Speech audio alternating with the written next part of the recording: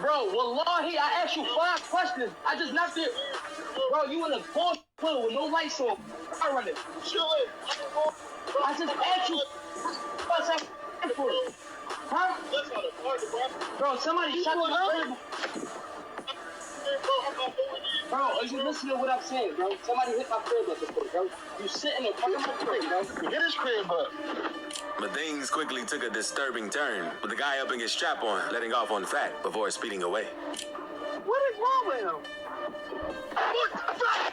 Oh my God! Oh my God! As for Maryland rapper Gunu, he did have a tragic end to his life after getting hit at a parking lot in Prince George's County. But his disturbing last moments came after the fact, because his family decided to have his body on display as a celebration of his life at a nightclub in Washington, D.C.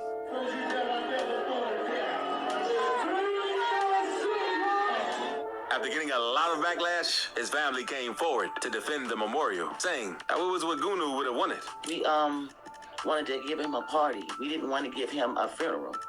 That just wasn't setting right with me saying funeral for my son. The type of son that I had, my son loves to have fun. He was the life of the party.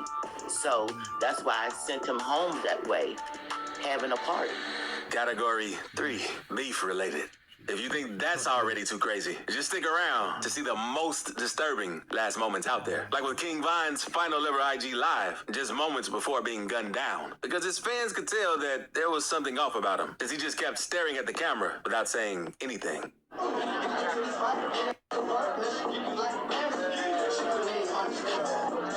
Moments later, he spotted Quando Rondo outside the club he was hanging at and decided to pull up on him, leading to the shootout that would end Vine's life. What really made people notice his behavior was when his manager, 100K Track, went on an interview with DJ Academics, where he said that Vine didn't know what was going on and that he wasn't in his right state of mind. Security didn't know what was going on. His guys didn't know what was going on. He literally, off instinct and just not in the right state of mind, just jumped out and went to the situation. Like I said, he didn't even know where so-and-so was. Like, that's how unprepared this situation was. And something really disturbing happened while Chicago rapper TG Sugar Ray was doing a live stream on Facebook, capturing what would be some of his final moments. Back in April 2016, Sugar Ray went live on Facebook, not knowing his op was actually hunting him down. In midstream, that op pulled up, letting off and hitting him multiple times, leaving him in critical condition.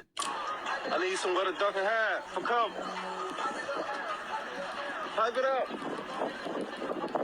I slid so they pop the stove back open for the kids.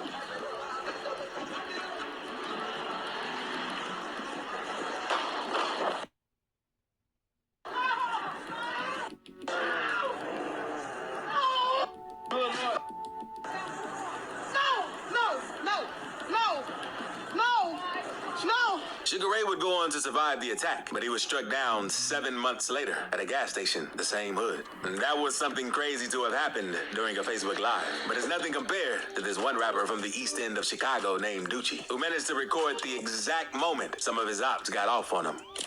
Hey!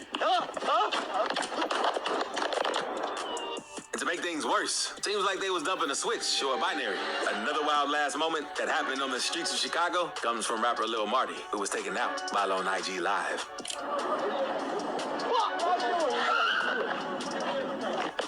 But it's not like it wasn't unprovoked, because before it went down, he was dissing on the dead and telling his ops to pull up and slide on them, going as far as to share his location. Now, we have to talk about DMG Lil Deuce, because people think that his homie Lil Zay Osama set him up to get dropped in his last moments. See, sometime before this, Lil Zay started some beef with people from THF and 600 over them taking some of his watches, which he talked about during an interview with No Jumper. I mean, I'm in the hotel room, I go in the room, I fall asleep. You know what I'm saying?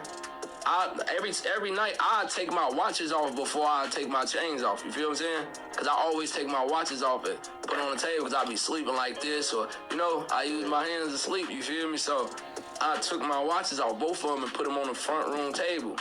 You feel me? I wake up the next morning, bro, like 7 in the morning, bro. It's gone. You hear me? That set off a deadly war, with Lil Zay saying how 5 people had gotten smacked because of it. 2 watches got stolen. About 5 lives got took. Now run and tell that. And he also went off on the people from 600 during a live with Lil Deuce, all while Lil Zay was safe from the beef in LA. He was in that drunk as Hey, hell. listen. Hey, I swear to God, anytime them ever seen Zay, I swear to God, it was something Bro, dangerous he going on. never told on nobody